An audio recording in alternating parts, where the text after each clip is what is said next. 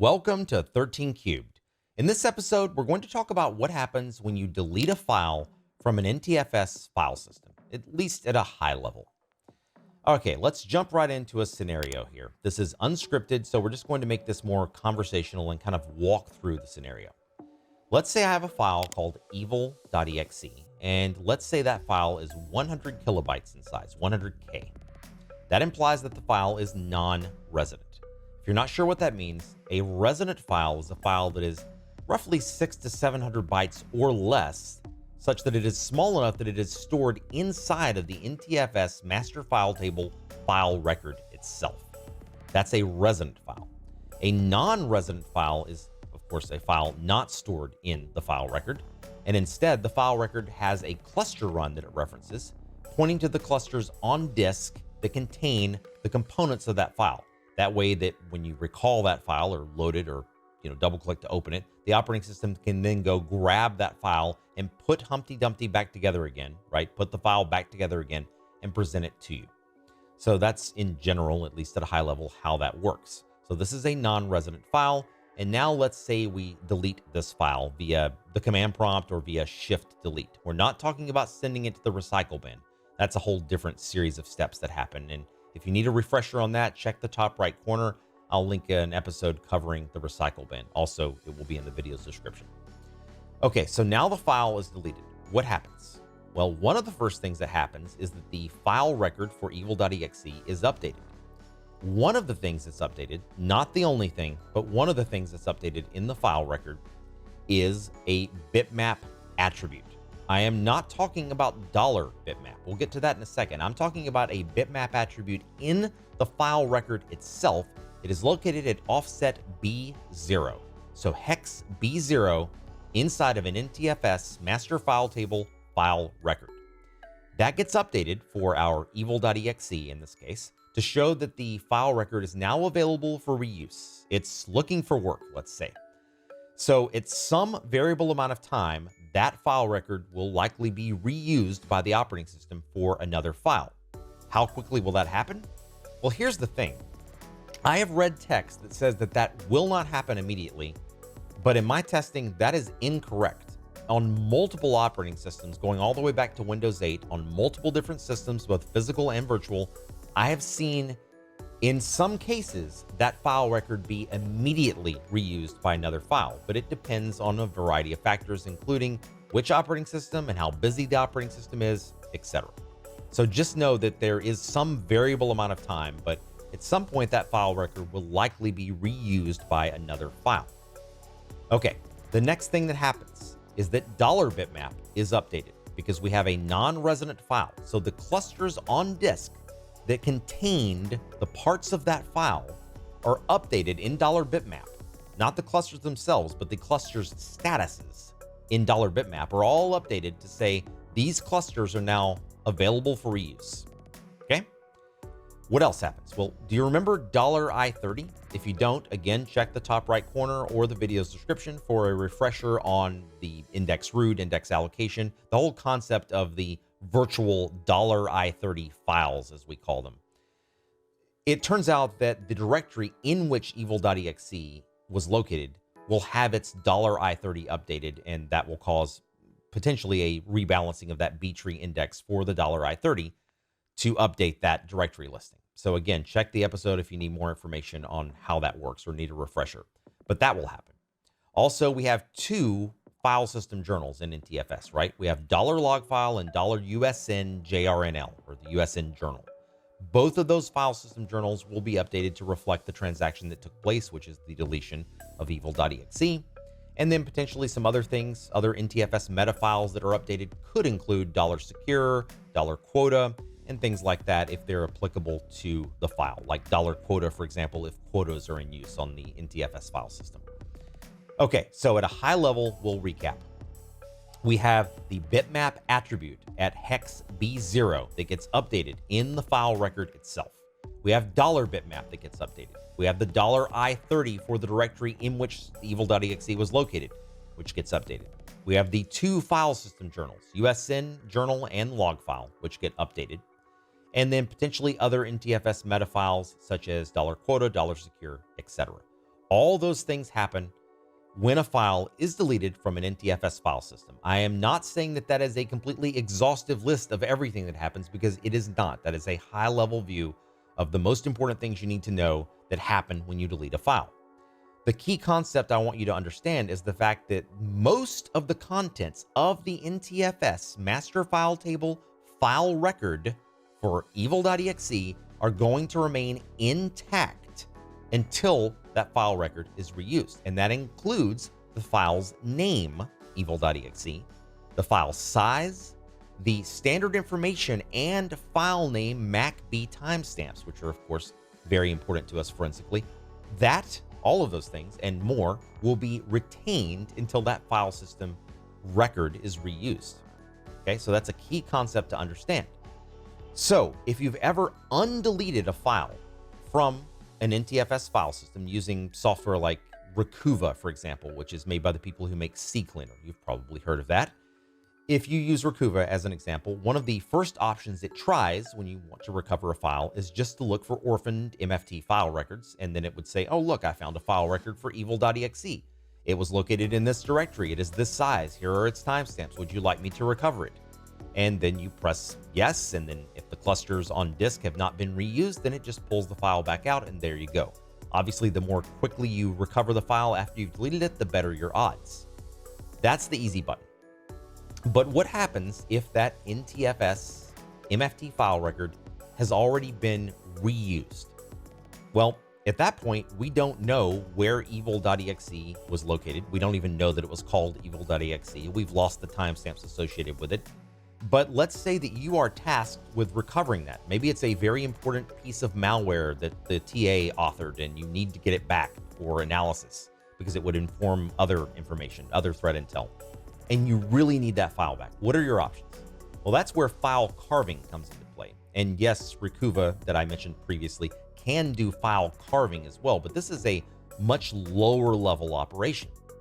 In general, you're probably aware that every file has a file header or magic bytes. For example, a PE32 executable would have that MZ header, which I know you've seen. That's 4D5A9000. That's the MZ header, right? So file carving software in general is going to have some library of file headers that it is aware of. JPEG, for example, starts with FFD8. And JPEG is an interesting example because it also has a trailer in addition to a header, so it's FFD9. So what happens is the file carving software is going to look through all of that wasteland of unallocated space, and it's going to just find any file headers that match various file types that you're telling it you'd like to recover. For example, that MZ header for portable executable files. For files that have both a header and a trailer, the chances of the file carving software getting it right would potentially increase because it knows where to start carving and where to stop carving. Like, for example, with a JPEG, if it has a header and a trailer, it knows I'm going to start carving the data here, and then when I reach this, that's the end. With an MZ file, that's not the case, right? Because there's no actual trailer for that, just the header. So in a lot of cases, the file carving is not an exact science. It's more like a shot in the dark. And sometimes if you've seen it, you'll get a file that's mostly intact and then a bunch of gibberish. And then other times you'll get the file intact exactly as it was.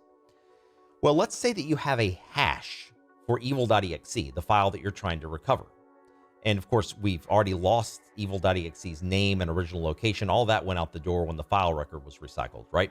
So you could potentially compute the hash of all the files that you've recovered and then try to see if there's a hash match.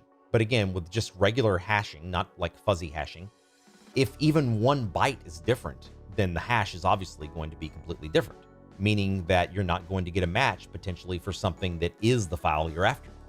What else could you do? Well, another common technique is that if you know a particular string that might appear inside the file you're after, for example, let's say that there was a hard-coded IP address inside of evil.exe, and you happen to know or suspect that IP address as being in that file.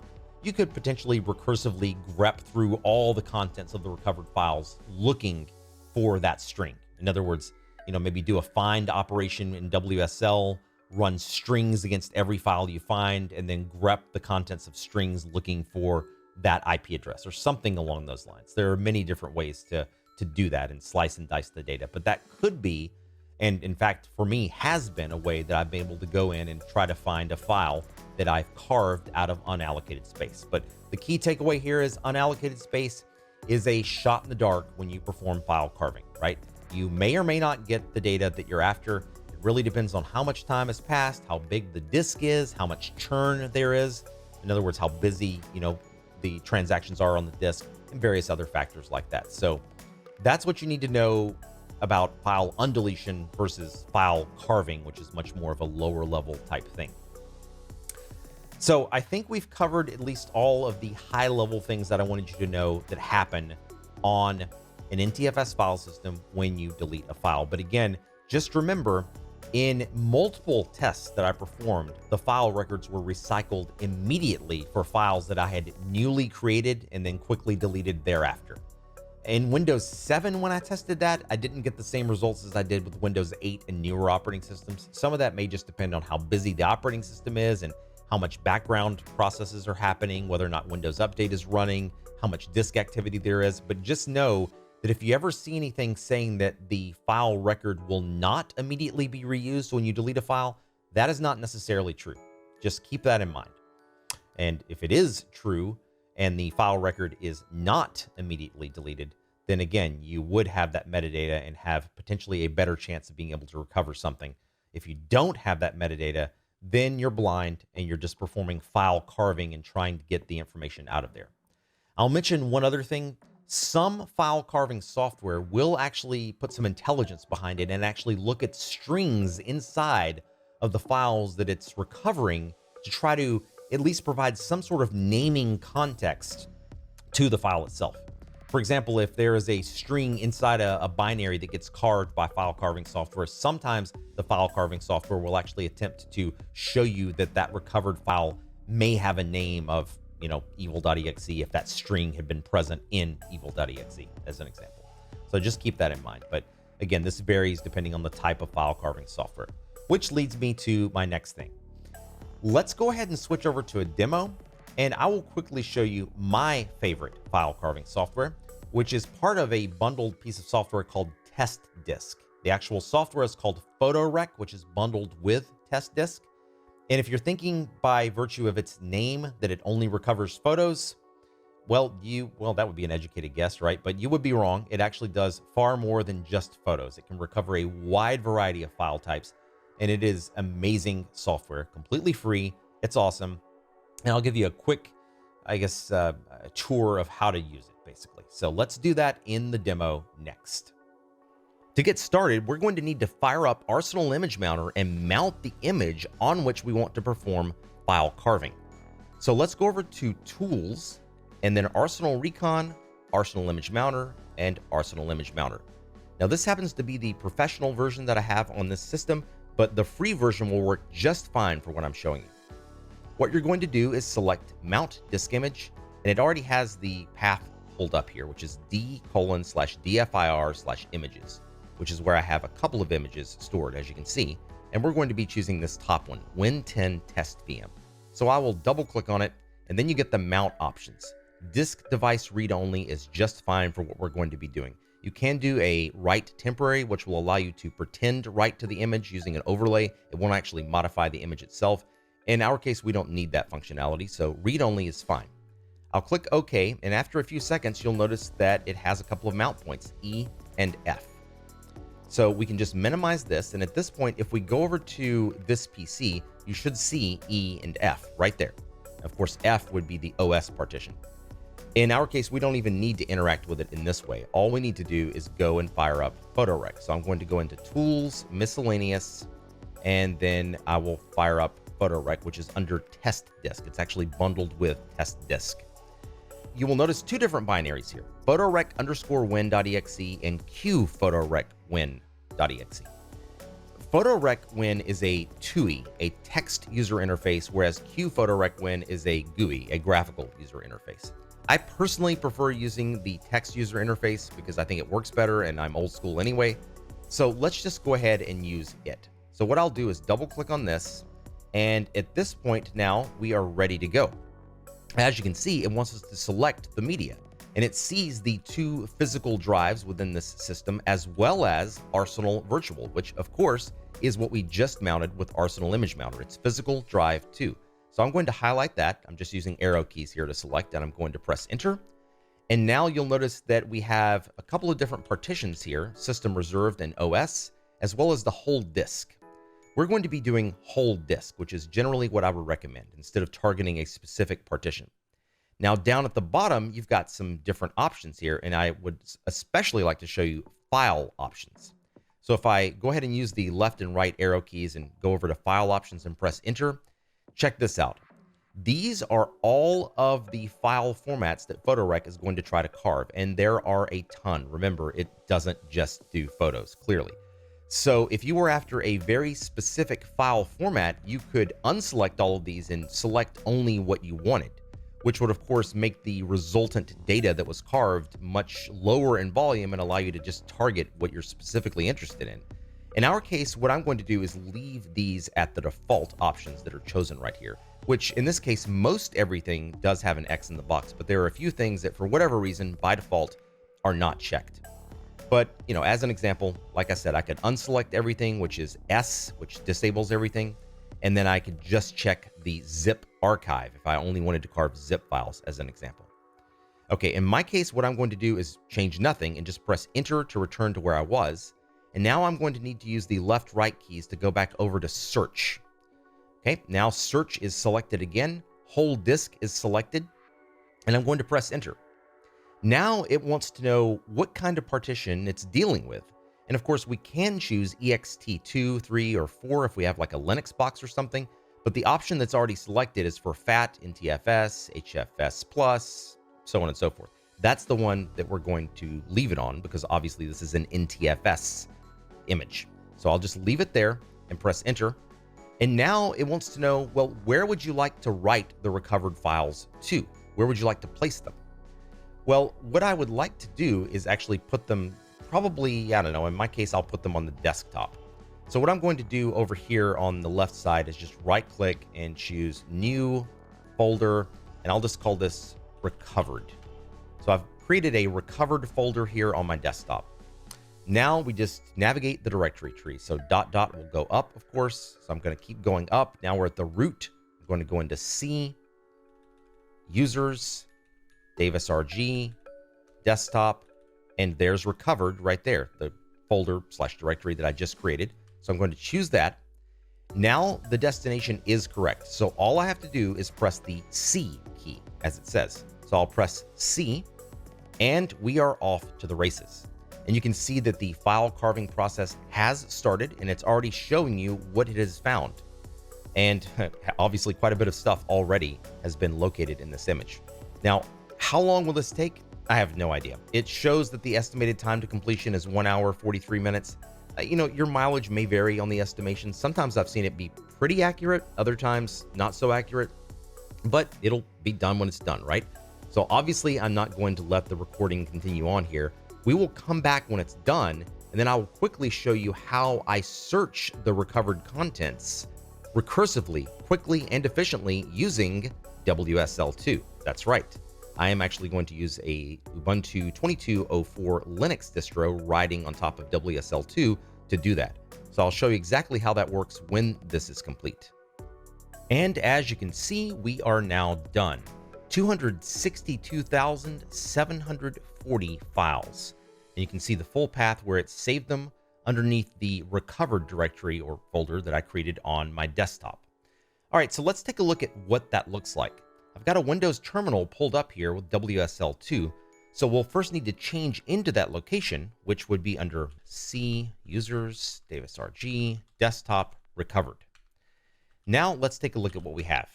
And as you can see, we have an entire screen full of these recoup_dir.xxx, where xxx is a number. So a ton of different directories. And if we just pick any one of these directories, I'll just pick the one I see right here, the 509, and take a look at the contents, you're going to see that we have these interesting looking files. All of these happen to be, or at least most of them happen to be at .xml files, but you see that they're F and then a number here. So here's what's happening. In some cases, the file name is stored within the file itself, and PhotoRec will try to recover the file name. But most of the time, it can't. PhotoRec uses the logical sector number to create the file name. So that's what you're looking at. I guess the F means file name or something, and then the number is the logical sector number. It also appends the original file name for those that it is able to obtain from within the actual file itself, if there is a case in which it can find it. And then, of course, at the end, it appends the correct extension that matches the signature that it used to recover said file. Now, let's think about this, because as we covered in the first part of this episode, remember, the file name itself and all the metadata for the file would be stored in the MFT file record. But once that file record has been reused by another file, all of that information is lost. So at this point, it's literally just looking through unallocated space, searching the various clusters for any kind of signature that matches any of those that we saw when we first started up PhotoRec. So like 4D5A9000 would be, for example, portable executable with the MZ header. And it's going to find that and then start carving. Now, if a file is fragmented, that is, it is not located in contiguous clusters, well, you're going to be out of luck. Also, as I said, remember that file carving is an inexact science. Sometimes in the header of the file itself, the actual full size of the file would be stored, and then the software would know when to stop carving. Or sometimes certain file formats have a header and a trailer, so it would know when to stop carving. But otherwise, it's going to do the best it can to determine when the carving should stop. Remember, though, that even if it's off by a single byte and you're trying to do a hash match, obviously the resultant hash is going to be completely different. So just keep that part in mind. Now, in terms of what we would do here in WSL2, now that I'm in the directory, at this point, it's pretty simple. I would just do a number of different things to search through the recovered data for what I'm looking for. For example, I could do a rail grep for something like inpacket for all the files here, because I know inpacket happened to be in use on the system from which this image was obtained, because it's a test bad guy box, if you will. And so let's say that this was an actual machine that was compromised by a threat actor, and I legit expected to find some sort of inpacket usage, or was hoping to find some. Maybe this would be a valid thing to search for. And so what this is doing with rail, R-A-I-L, the capital R means recursively look through everything from this point down the tree. A means process each file as if it were text, even if it's a binary file. I is ignore case, and L is just show me the files itself that match what I'm searching for. Don't actually show me the contents, just show me the file name that matches that string I'm searching for. So that's what it's doing right here. And of course, this is going to take quite a while to complete, but right out of the gate, it has found one file that appears to be an XML extension that, for whatever reason, contains the string inpacket within it. So what I'll do here is actually speed this up a little bit. Well, actually, you know what? I don't have to, because as I'm talking here, it already found a few .py. And, well, actually found a lot of stuff. I'm going to hit Control-C, which I just did here to stop that process. And I don't know, let's just pick on one of these. How about this guy? Why not? So this looks to be a Python script, or at least so it thinks. Let's cat out this file and take a look at what it is and see if it really has anything to do with inpacket. And, well, yeah, I would say it does. This is clearly an inpacket-related Python script, and you can see it right here, carved right out. So that's an example of how to find something that I would be looking for, and that's pretty easy, just, again, using this rail grep that you see here. Of course, it can get a little bit more, I guess, in-depth than that. We could do, let's see, how about we do this? How about we do a hash match just to see? I have a particular hash, which I think I put in Notepad right here. So this hash is for a file that would be of particular interest. It's actually a zip file that I downloaded on that box and subsequently deleted. It's just a piece of software I wrote, not malware.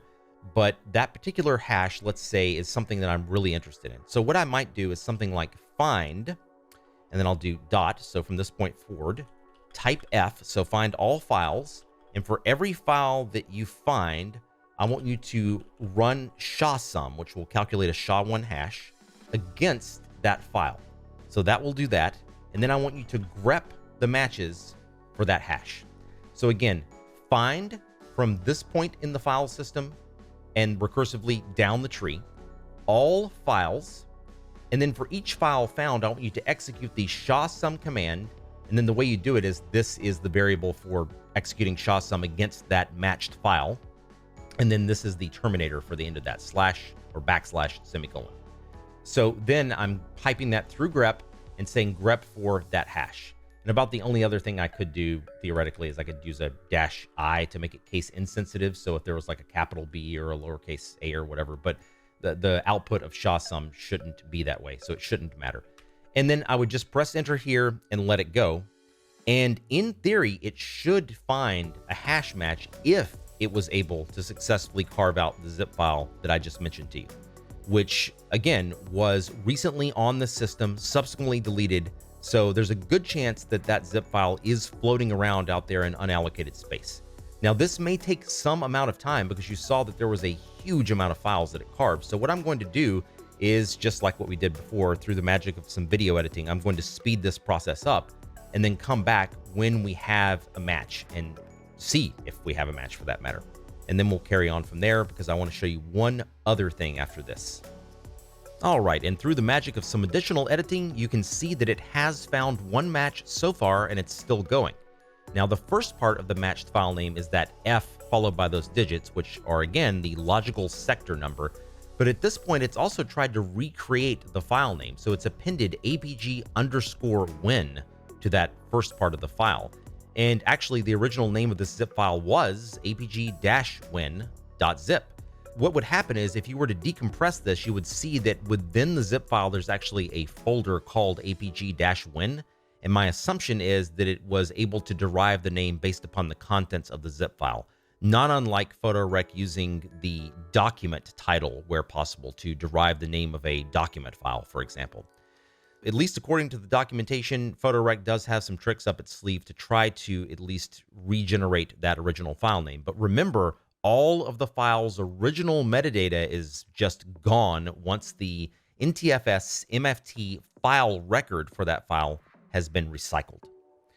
Okay, so there's one other thing I want to show you. I'm just going to press Control-C here to abort this search. And this next search, I'm actually not going to run because it will take forever, but I want to at least show you the syntax of it. So I'm going to do, once again, a find dot, and I'm going to do type F for files, and then the exec again, then strings, which will attempt to take just plain text strings, ASCII strings, out of a given file. Human readable strings, I should say. So I'm going to do the exact same logic here. And then at this point, what you would do is grep for something. And one thing that I might often grep for is, let's say there was a particular IP address that I knew was in play, and I wanted to look for any kind of configuration file that might be among the recovered data or anything that might reference that IP address. And just pretend like this IP address, for example, is an IP under the control of a threat actor. Obviously, it's an RFC 1918 internal address that I entered here, but you get the idea. So once again, we're using the find command, and we're saying from this point down the tree, find all files, so type F as files, and for each, execute strings against the found file, and then for the strings content returned, grep for this particular IP address.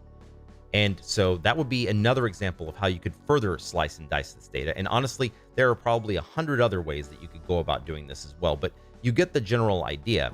Using some combination of grep and find and sed, awk, cut, whatever you want to use. You have all those tools at your disposal within the WSL2 environment, in this case, using this Ubuntu 22.04 machine. And I just find this, in my opinion, much easier than using just the normal command prompt to try to slice and dice the data with things like find, stir, or other built-in just Windows-only tools. But of course, you're free to do it however you see fit. This is just my methodology of how I look through the vast sea of data that is returned to me when I perform file carving with PhotoRec. I hope that is helpful for you though. And again, I've used quite a few pieces of file carving software over the years, and PhotoRec remains one of my go-tos just because of its ease of use, and it's relatively fast for what it does. And, you know, I've had some pretty good luck with it over time. I think that wraps up everything I wanted to cover in this episode. As always, thanks for watching, thanks for subscribing, and I will catch you in the next 13 Cubed episode.